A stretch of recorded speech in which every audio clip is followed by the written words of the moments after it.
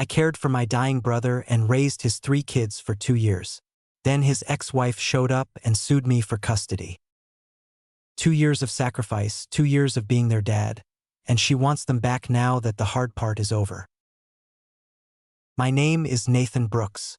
I'm 39 years old. 2 years ago, my younger brother Eric was diagnosed with terminal pancreatic cancer. He had 3 kids, ages 6, 8, and 10. His ex-wife Miranda had left him 3 years before that. Moved to California, barely saw the kids. Eric asked me to take them if anything happened to him. I promised I would. I moved Eric and his 3 children into my house, cared for my dying brother, raised his traumatized kids. For 2 years I was their everything, their caretaker, their stability, their father. Eric died 6 months ago. The kids call me dad now. We're a family. We're healing. Last month, Miranda filed for custody. She remarried, got money, decided she's ready to be a mother again. Her lawyer says biological parents have priority, that she has a right to her children. The children she abandoned, the children who don't even know her, the children I've raised for 2 years. Now I might lose them. This is the story of what happens when you sacrifice everything to raise someone else's children, and their biological mother shows up to take them back once the hard part is over. My brother Eric was 4 years younger than me. Growing up, we were close. I was the responsible older brother. He was the fun-loving younger one. I was always the planner, the one with the spreadsheets, the backup plans. Went to college for software engineering, got a stable job. Eric was the dreamer, worked in restaurants and bars, never cared much about career ladders, just wanted to enjoy life. I went to college, got a degree in software engineering, got a good job in Austin, made decent money, built a comfortable life, 3-bedroom house in a quiet neighborhood, good savings, no debt. Eric was more of a free spirit, worked in restaurants, bars, never settled into a career. We were different, but we were brothers, always had each other's backs. When he was 25, he met Miranda. She was a waitress at the same restaurant. They fell fast. I met her a few times. She seemed nice enough, young, pretty, a little flighty. You sure about this? I asked Eric when he told me they were getting married. I'm in love, man. She's the one. You barely know her. I know enough. We're good together. Married within a year. Started having kids right away. Lily was born first. Beautiful baby girl. I was there at the hospital. Eric was so proud. Then 2 years later, Max. Another hospital visit. Another nephew to spoil.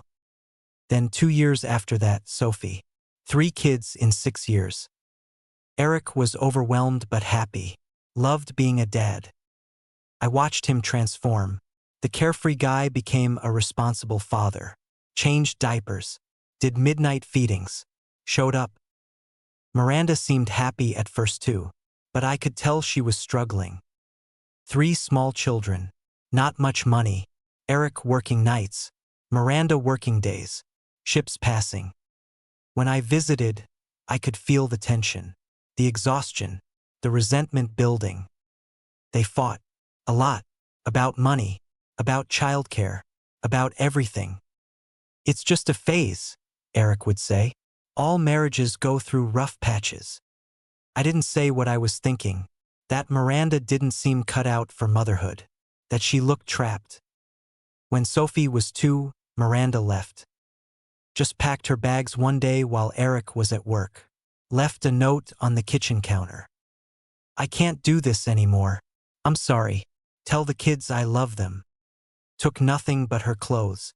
Left the kids. Left Eric. Drove to California to find herself. Eric called me destroyed, sobbing so hard he could barely speak. She's gone. She left the kids. How does a mother just leave her children? I drove down that night, 3 hours from Dallas to Austin. Got there at midnight. Found Eric on the couch. 3 sleeping kids around him. His whole world in pieces. What am I supposed to do? I can't afford daycare for 3 kids. I can barely afford rent. We'll figure it out. I have to work. Who's going to watch them? Let me help. Financially. However I can. I helped him financially when I could. Sent money every month. 200, 300, whatever I could spare. Bought the kids clothes when they needed them. Christmas presents. Birthday gifts. But I lived 3 hours away. Had my own job. My own life. My own responsibilities. I visited when I could. Watched the kids struggle with their mother's absence. Lily, the oldest, became quiet. Withdrawn. Stopped smiling. Stopped talking about Miranda. Max acted out. Got in trouble at school. Angry all the time. Hitting other kids. Throwing tantrums. Sophie was too young to really understand. "Where's Mommy?" she'd ask constantly. Eric would just hold her. "Mommy had to go away, baby. When is she coming back?" "I don't know." But we both knew. She wasn't coming back. Miranda was supposed to have visitation. Every other weekend. Holidays. That's what the divorce decree said. She came twice. Twice in 3 years. The first time was Lily's 9th birthday. Miranda flew in for the weekend. Brought presents. Acted like nothing had happened. The kids were confused. Excited. Angry. All at once. Lily barely spoke to her. Max clung to Eric. Sophie didn't remember her. Miranda left after 2 days. "I'll visit more. I promise." She didn't. The second visit was over a year later. Christmas. She came for 3 days. Same thing. Presents. Promises. Then gone. After that, nothing. Just birthday cards sometimes. Maybe 4 or 5 FaceTime calls a year. 5-minute conversations where she'd ask how school was and the kids would give one-word answers. The kids stopped asking about her. Stopped expecting her to show up. Stopped talking about their mom. Eric did his best. Worked 40, 50 hours a week. Took care of the kids. Struggled every single day. Money was tight. He was drowning in bills. Childcare costs. 3 growing kids need so much. But he never complained. Just kept grinding. Kept being there for his children. I helped when I could. But I was 3 hours away. Working my own job. Living my own life. I visited every few months. Took the kids for weekends sometimes. Gave Eric a break. But I wasn't there for the daily grind. The homework help. The tantrums. The endless responsibilities. That was all Eric. Then 2 years ago, he started feeling sick. Stomach pain. Weight loss. Constant fatigue. He ignored it for months. Probably just stress, he'd say. Couldn't afford to take time off work. Couldn't afford doctors without insurance. Finally, the pain got so bad he went to the ER. They ran tests. Found a mass in his pancreas. Pancreatic cancer. Stage 4. Already spread to his liver. His lymph nodes. Everywhere. The doctors gave him 6 months to a year. With treatment, maybe 18 months. Without treatment, 3 months. Eric called me from the hospital. I'll never forget the fear in his voice. "Nathan, I need you." "What happened? Are you okay?" "I have cancer. Stage 4. I'm dying." I felt like I'd been punched in the stomach. "I'm coming. Right now. I'm getting in the car." "What about the kids?" His voice broke. "What's going to happen to them?" "We'll figure it out. Miranda won't take them. We've barely heard from her in 3 years. She doesn't want them. She made that clear. Then they'll stay with family. With me. Will you take them? Officially? Be their guardian?" I didn't hesitate. "Of course. Don't even question it." "I'm serious, Nathan. They're going to need someone. Someone stable. Someone who loves them. Someone who'll actually show up. I love them. I'll take care of them. I promise. Eric grabbed my hand when I got to the hospital. Held it tight. You're a good brother. Better than I deserve. You deserve everything. And so do those kids. Within a week, I'd made major changes to my life. Gave notice at my job in Dallas.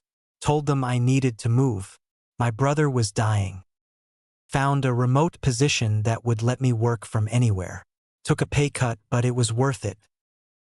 Rented out my Dallas house. Used the rental income to help cover Eric's place in Austin. Moved into Eric's house temporarily. 3 bedrooms. Small. Cramped with 5 people. But we made it work. Eric moved into my house with the kids. I needed space. Room for all of us. 3 bedrooms in my Austin house. Not huge, but enough. Actually, I moved them into my house. Sold Eric's lease. Got him out of that cramped apartment. My house had 3 bedrooms. Perfect for the 3 kids. Eric could take the couch. I'd take the floor if needed. Lily was 8. Max was 6. Sophie was 4. They were terrified. Their dad was sick. Their lives were falling apart. A mother who barely called. And now everything was changing again. I tried to be strong for them. Tried to create stability in the chaos. Made breakfast every morning. Pancakes, eggs, whatever they wanted. Packed lunches. Got them to school on time. Kept their routines as normal as possible. Evenings were for Eric. Chemo appointments. Radiation. Hospital visits. Medication schedules. The cancer was aggressive. The treatment brutal. I'd bring the kids to see him when he was well enough. When he had good days. When he was too sick, too weak, too nauseated from chemo, I'd explain that Dad needed rest. Is Dad going to die? Lily asked one night while I tucked her in. I wanted to lie, to protect her from the truth. But she was 8. Smart. She deserved honesty. Yes, sweetheart. He is. The doctors can't fix him. The cancer is too strong. She cried, tears streaming down her face. I don't want him to die. I know. I don't want him to die either. But sometimes our bodies get sick and can't heal. Even when we want them to. What's going to happen to us? You're going to stay with me. I'm going to take care of you. All 3 of you. Forever. Promise. I promise. I'm not going anywhere. You're stuck with me. She hugged me, held on tight. That was the first time one of them called me Dad. Not Uncle Nathan, just Dad. I love you, Dad. It broke my heart and healed it at the same time. Those first 6 months were brutal, the hardest 6 months of my life. I was working full-time remotely while taking Eric to appointments 3 times a week. Managing his medications, 13 different pills at different times. Had to set alarms. Caring for 3 young children. Breakfast, school, homework, dinner, baths, bedtime. My typical day started at 5 in the morning. Wake up, start coffee, make breakfast for 3 kids with different preferences. Get them dressed. Lily could do it herself. Max needed help. Sophie needed full assistance. Pack 3 lunches. 3 different combinations because they all liked different things. Drop off at school by 8.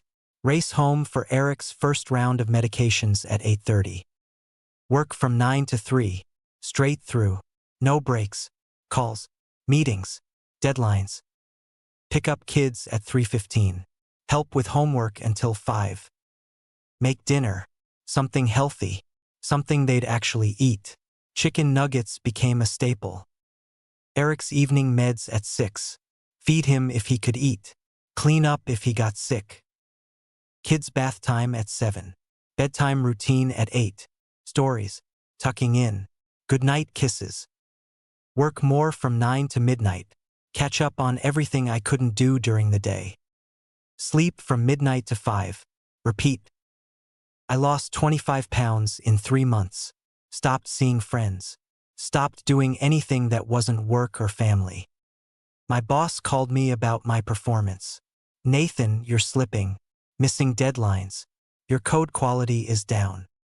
I'm doing my best. My brother is dying. I'm raising his 3 kids. I'm one person. I understand that's difficult, but we need consistent output. We can't make exceptions. I'm giving you everything I have. It's not enough. We're going to have to let you go if this continues. I lasted another month before they fired me. Didn't matter. I couldn't have kept that job anyway. Eric needed me. The kids needed me more. I used my savings, the unemployment checks, what little money Eric had from disability. It wasn't enough. Not even close. Medical bills piled up despite insurance. 20,000, 30,000, 50,000. The house expenses, utilities, food. 3 kids eat constantly. Kids are expensive. School supplies, clothes they outgrow every 3 months, activity fees. I sold my car, the nice one I'd bought when I got my first big promotion. Bought a 10-year-old Honda instead. Cut every expense I could. No eating out, no entertainment, no anything that wasn't essential.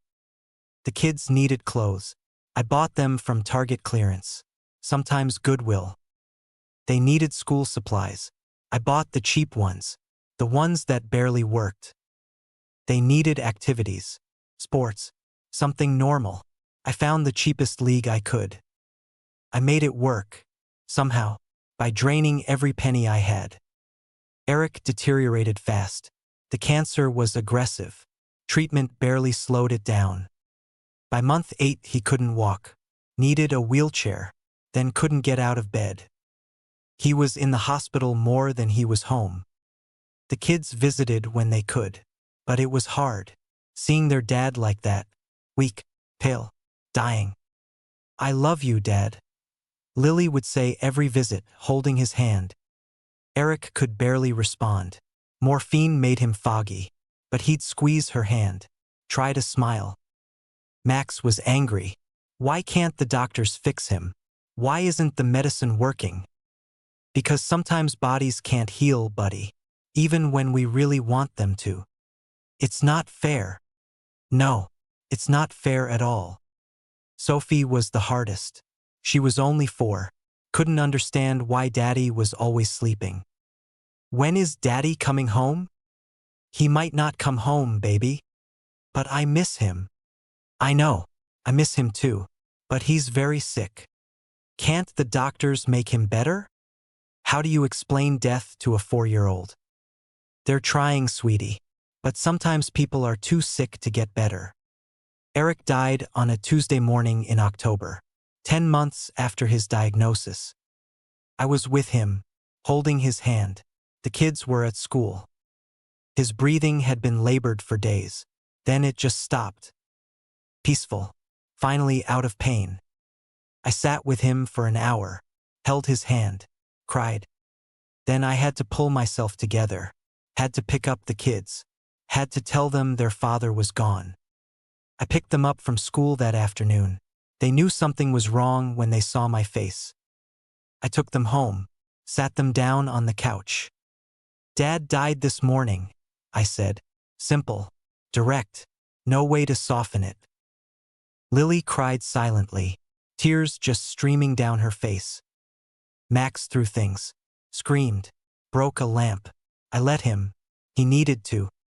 Sophie didn't understand. "Is Daddy sleeping?" "No, baby. Daddy died. He's gone. He's not coming back." "Where did he go?" "To heaven. He's not in pain anymore." She cried because everyone else was crying. We held each other, all 4 of us on the couch, grieving together. The funeral was the following week. Small service, just family, some of Eric's friends from work. I called Miranda. She needed to know. Her ex-husband died, father of her children. "Miranda, it's Nathan, Eric's brother." "Oh, hi. Is everything okay?" "Eric died yesterday morning." Silence. "Miranda. I'm sorry. That's terrible." There's a funeral on Saturday. In Austin. I thought you might want to come. The kids would want to see you. I can't make it. It's too far. Too expensive. I have commitments here. Your ex-husband died. The father of your children. You can't come to his funeral? We were divorced, Nathan. I've moved on. I have my own life. I'm sorry he's gone. But I can't drop everything. What about the kids? Don't you want to see them? They just lost their father. I'll send a card. Give them my condolences. She sent a card. Generic sympathy card from Walgreens. Sorry for your loss. Love always, Mom. The kids barely reacted when I showed them. They didn't know her well enough to care. Didn't expect anything from her. After Eric died, I became their legal guardian officially. Eric had named me in his will, updated it 6 months before he died, made it official. Miranda had signed away her custodial rights years ago during the divorce, part of the settlement. Eric offered no child support if she relinquished primary custody. She'd agreed, wanted a clean break. So legally, I was their guardian, their parent. And I took that responsibility seriously. This was my life now. Those first few months after Eric's death were the darkest. The kids were grieving, acting out in different ways, struggling in school. Lily stopped eating, lost 10 pounds. I had to bribe her to take even a few bites. Max got into fights, 3 suspensions in 2 months, hitting kids, yelling at teachers. Sophie had nightmares every single night, would wake up screaming, crying for her daddy. I got them into therapy, all 3, individual sessions and family therapy. Cost money I absolutely didn't have, $200 an hour, times 4 sessions a week. But they needed it, desperately, so I put it on credit cards, went into debt. I sat with Sophie every night when she woke up screaming, held her until she fell back asleep. Happened like clockwork, 2 in the morning, every night for 3 months. I'd stumble into her room, pick her up, rock her while she cried. I want daddy. I want my daddy. I know, baby. I know. I miss him too. Why did he leave? He didn't want to leave. He got sick. His body stopped working. Is he coming back? No, sweetheart. But he loved you so much. And I love you. I'm here. I'm not going anywhere. Eventually she'd fall back asleep in my arms. I put her back in bed, stumble back to my room. Sleep for 3 hours. Wake up. Do it all again. I talked to Max about his anger, spent hours just listening to him yell. I hate everyone. I hate school. I hate that Dad died. It's okay to be angry. You have every right to be. It's not fair. Why did he have to die? I don't know, buddy. Life isn't fair sometimes. And it really sucks. I found healthy outlets, enrolled him in soccer, gave him a punching bag in the garage. He'd come home from school angry and just hit that bag for 30 minutes. Slowly, over weeks, the suspension stopped. He started managing his anger better. I cooked with Lily, let her help make meals, gave her control over something. What should we make for dinner? I don't know. You're the chef tonight. You decide. She started small, box mac and cheese, then progressed, helped me make spaghetti, then chicken. Cooking became our thing, our way to connect, and slowly she started eating again. Months passed, 6 months, 8 months, 10 months. The nightmares decreased, the fights stopped, the appetite returned.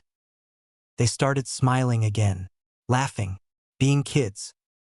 They started calling me Dad more regularly, all 3 of them. Not Uncle Nathan. Dad. Dad, can you help with my homework?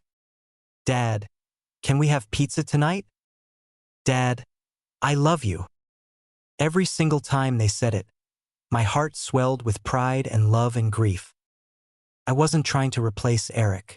I could never replace him. He was their father, always would be. But I was becoming their dad too, the person who raised them, cared for them, loved them through the worst time of their lives. By the 1-year mark after Eric's death, we'd found our rhythm, our new normal. I found a new job, better one, software consulting, better hours, much better pay. We'd established routines that worked. Breakfast together every morning. School, work, pickup, homework together at the kitchen table. Dinner as a family. Bedtime routine. We did family movie nights every Friday. Let the kids pick. Made popcorn. Cuddled on the couch. Game nights every Saturday. Board games. Card games. Lots of laughter. Lazy Sundays. Sleep in. Big breakfast. Park or museum or just hanging out at home. The kids were thriving. Actually thriving. Lily made honor roll. All A's and B's. Her teacher called to tell me how proud she was of Lily's progress. Max became team captain of his soccer team. Scored the winning goal in the championship game. Sophie learned to read. Brought home her first chapter book. So proud of herself. I was exhausted. Single parenting 3 kids is no joke. But I was happy, fulfilled. This was my life now. These were my kids. I dated occasionally. Nothing serious. Went on a few dates here and there. One woman I went out with a few times, Jennifer, asked about my situation. So you're raising your brother's kids? Yeah, 3 of them. That's really noble. But don't you want your own kids someday? Your own family? I have kids. 3 of them. And this is my family. But they're not really yours. I ended the date right there. Paid the check. Left. They were mine. In every way that mattered. About 18 months after Eric died, I started thinking about formal adoption. I was their legal guardian, but I wanted to make it permanent, official. Wanted them to have my last name if they wanted it. Wanted to make sure no one could ever take them from me. I talked to a family lawyer, explained the situation. The mother signed away custodial rights during the divorce. You're the legal guardian as named in your brother's will. Adoption should be straightforward. Good. I want to make sure they're protected. That no one can ever take them from me. As long as the biological mother doesn't challenge it, you should be fine. We'll file the paperwork, schedule a hearing, and finalize it. She won't challenge it. She hasn't seen them in years. Hasn't even called. Famous last words. 2 months ago, on a random Tuesday afternoon, I got served with legal papers. Process server came to my door, handed me an envelope. Inside was a custody petition. Miranda Peterson, now Miranda Chun after remarrying, was petitioning for full custody of Lily, Max, and Sophie. I read it 3 times. Couldn't process what I was seeing. Biological mother seeks reunification with minor children. Petitioner has remarried and has stable housing and income. Petitioner is ready to resume parental duties and provide a loving home for her children. Ready to resume parental duties. After 3 years of absence before Eric died. After not coming to his funeral. After barely calling them in 2 years. Now she was ready. I called my lawyer immediately, hands shaking. This is insane. She abandoned these kids 5 years ago. She signed away her rights. She hasn't been in their lives. She signed away custodial rights during the divorce. But she didn't terminate her parental rights permanently. That's legally different. What does that mean for me? It means she's still legally their biological parent. And biological parents have strong standing in family court. Even if they abandoned their kids? Abandonment is very hard to prove legally. She can argue she maintained some contact. Birthday cards, occasional calls. She can say she was going through personal struggles, but always loved them and intended to be in their lives when she was ready. That's complete bullshit. I agree, but family courts are complicated. They favor reunification with biological parents when it's deemed to be in the children's best interest. How is this in their best interest? She's a stranger to them. I've raised them for 2 years. Through their father's death. Through everything. I know. And we'll argue all of that. We'll show that you've been their primary caregiver. That the kids are thriving with you. That removing them would cause significant emotional harm. Can we win? Silence on the other end of the line. I don't know, Nathan. Honestly, it depends on the judge. Depends on how good her lawyer is. Depends on a lot of factors. What do I need to do? Start documenting everything. Photos, school records, medical records, proof that you've been their sole caregiver, letters from teachers, therapists, anyone who can speak to your relationship with them and their well-being under your care. I started gathering evidence that night. Went through 2 years of photos. First day of school, Halloween costumes, Christmas morning, birthdays, soccer games, dance recitals. Every major moment, every minor moment, all of it documented. Me helping with homework, me at school conferences, me at doctor appointments. I contacted their therapist, their teachers, their pediatrician. Asked them all to write letters, explaining the children's progress, their attachment to me, their well-being. Everyone agreed. Everyone saw what I'd done for these kids. But I knew it might not be enough. Biology is powerful in family court. I had to tell the kids about the custody battle. Sat them down for a family meeting one evening after dinner. You guys remember your mom, Miranda? Lily nodded slowly. Max shrugged. Sophie looked confused. The lady from California who calls sometimes? Yeah, her. She wants you guys to come live with her. What? Lily's voice went high. Panicky. Why? She says she's ready to be your mom again. She remarried. Has a nice house. Says she wants you back. We don't even know her, Max said flatly. I know. I don't want to live with her, Lily said, voice rising. I want to stay here, with you. This is my home. Me too, Sophie said, starting to cry. I don't want to leave. Max stood up, angry. She's not my mom. You're my dad. She doesn't get to just take us because she wants to. I'm going to fight for you. Promise. I'm going to do everything I can to keep you here, with me. But what if you can't? Lily asked, always the smartest one, always thinking ahead. Then we'll deal with it together. But I'm not giving up. Not without fighting as hard as I possibly can. Lily started crying. I don't want to go. Please don't make me go. I held her. Held all 3 of them. I won't let that happen if I can help it. You're my kids. This is your home. And I'm going to fight like hell to keep it that way. The court ordered supervised visitation while the custody case was pending. Miranda flew to Austin, met the kids at a family services building with a social worker present. I brought them on a Saturday morning. First time they'd seen her in person in over 2 years.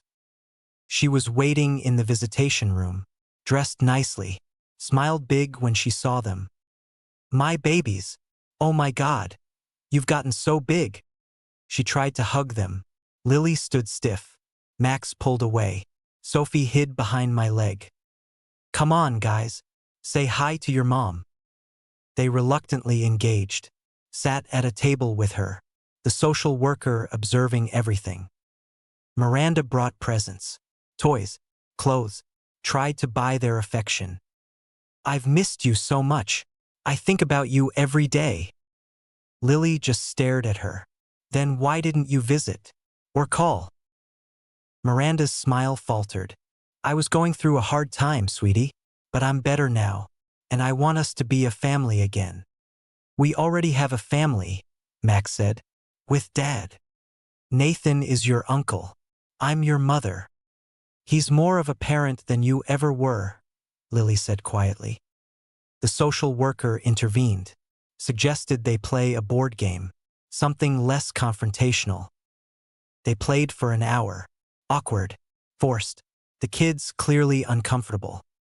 Afterward, I asked them how it went. "She's weird," Max said in the car. "She kept calling us her babies," Lily said, voice dripping with disdain. "We're not babies, and we're definitely not hers." Sophie just said, "I don't like her. She smells different. Not like home." 2 more visits happened over the next month. Same location, same awkwardness. Miranda tried everything, brought different presents, talked about Disneyland trips, her big house with a pool. Tried to bribe them into wanting to live with her. It wasn't working. The kids remained distant, uncomfortable. They didn't know her. But I was terrified it might work on the judge. The promise of a 2-parent household, financial stability, a biological mother who seemed reformed. My lawyer prepped me for the custody hearing. Explained what to expect, the questions they'd ask, how to present myself. They're going to ask about your relationship with the kids, your ability to provide for them, your plans for their future. Be honest, be detailed. Show how much you've sacrificed and how much they mean to you. I can do that. They're also going to paint Miranda in the best possible light. Redemption story. Woman who struggled with postpartum depression, needed time to heal, but always loved her children, and now she's ready to be the mother they deserve. What about the years she abandoned them? She'll say she was dealing with mental health issues, that she needed time to get better, that she maintained what contact she could, that she always intended to be in their lives when she was ready. And the judge will buy that? Maybe. Family courts are sympathetic to parents who claim they've reformed. They want to believe in second chances, especially for mothers. What about what the kids want? The kids will be interviewed separately. Their preferences matter, especially at their ages. But they're still minors. The judge has ultimate discretion based on what he or she determines is in their best interest. Their best interest is staying with me. I agree, and we're going to prove that. The court date arrived. Wednesday morning, 10 in the morning. I wore my best suit, navy blue, conservative, professional. Miranda showed up with her new husband, David Chin, late 40s, expensive suit, looked successful, put together. Her lawyer was top tier, you could tell. Designer briefcase, Rolex watch, the confidence that comes with winning. My lawyer was good, really good, but we were clearly outmatched financially. The hearing lasted most of the day. 6 hours of testimony, evidence, arguments. Miranda testified first, cried on the stand, perfect performance. Talked about how much she loved her children, how she'd made terrible mistakes but had grown, how she was ready to be their mother. I was 23 when Lily was born. I was overwhelmed, terrified. I didn't know how to be a mother. I struggled with severe postpartum depression after Sophie. I made the worst decision of my life and left. Tears streaming down her face. But I've spent the last 5 years working on myself. Therapy, medication. I met David. He helped me heal. I'm in a good place now, stable, happy, ready to give my children the life they deserve. Her lawyer showed photos of her home in California. Beautiful 4-bedroom house, big yard, pool. Financial records showing her and David's combined income, over $300,000 a year. Letters of recommendation from her therapist, her pastor, her neighbors, all saying she was stable, loving, ready to parent. It was a compelling case if you didn't know the truth. Then it was my turn. I testified about the last 2 years, every detail, every sacrifice.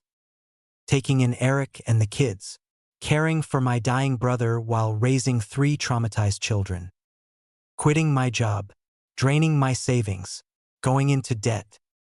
The sleepless nights, the therapy sessions, the homework help, the soccer games, the bedtime stories. Being their stability, their constant, their father. I showed my own evidence, photos spanning 2 years.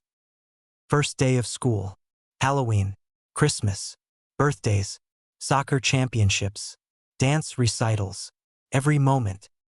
School records showing their academic progress. Honor roll, team captain, reading at grade level. Letters from their teachers, their therapist, their pediatrician, all saying the same thing. These children have been through tremendous trauma. Loss of their mother's presence at young ages. Loss of their father to terminal cancer. Nathan Brooks has been their sole source of stability. He's provided excellent care. The children are thriving under his guardianship. Removing them would cause significant psychological harm. My lawyer called the therapist as an expert witness. Dr. Sarah Martinez, licensed child psychologist, had been seeing the kids for 18 months. She testified about their attachment to me, their fear of leaving, their lack of connection to Miranda. These children have formed a deep, secure attachment to Nathan Brooks. They view him as their father figure, their primary caregiver, their safe person. Removing them from his care and placing them with someone they barely know would be traumatic. It would undermine all the progress they've made in processing their grief and building healthy attachments. The kids were interviewed separately by a court-appointed child psychologist, Dr. James Wong. I wasn't allowed to be present. Neither was Miranda, just the kids and Dr. Wong. The interviews took place in a child-friendly room at the courthouse. Toys, books, comfortable. Afterward, Dr. Wong provided his report to the judge. My lawyer showed me a copy. I nearly cried reading it.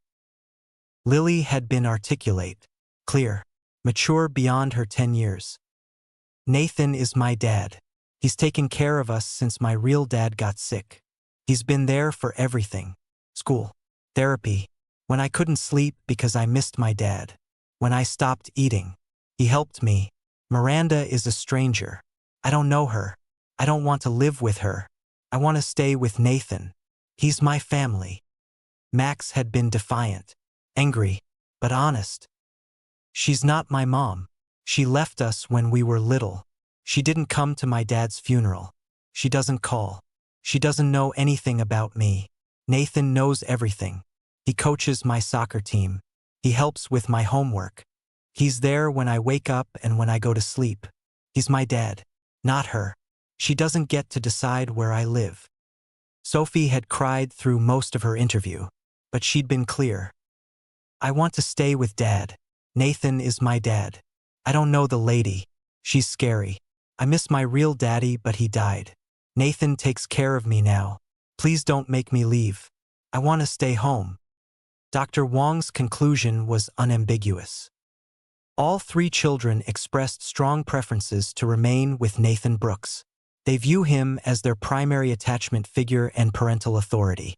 They have minimal relationship with or attachment to Miranda Chin. While Mrs. Chun is their biological mother, the children do not identify her as a parental figure.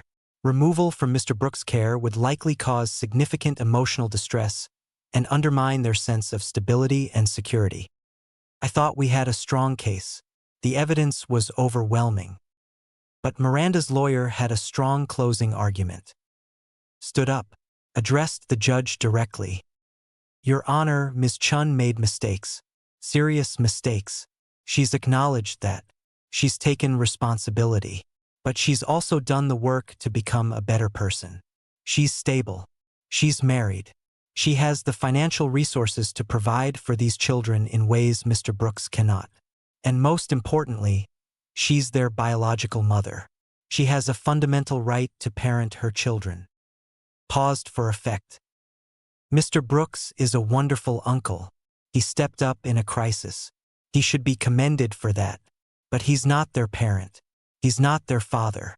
He's their uncle who provided temporary care during an emergency. The emergency is over. Their mother is ready and able to care for them. The law favors biological parents for a reason. Children belong with their mothers when possible. This court should respect that principle and return these children to their rightful parent.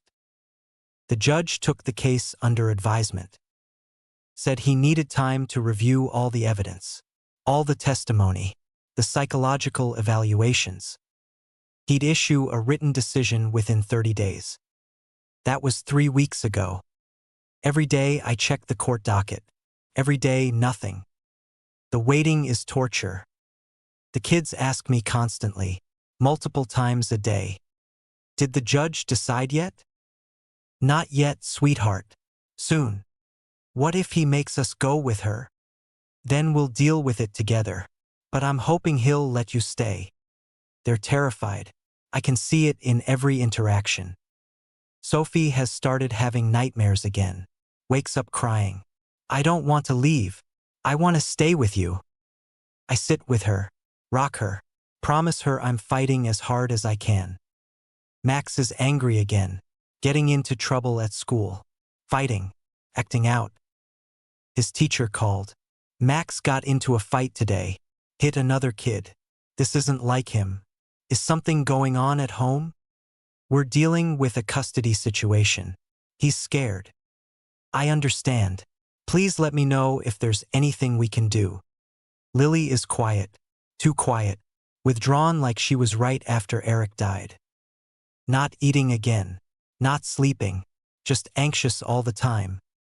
I'm trying to stay strong for them, trying to be positive, trying to maintain normalcy.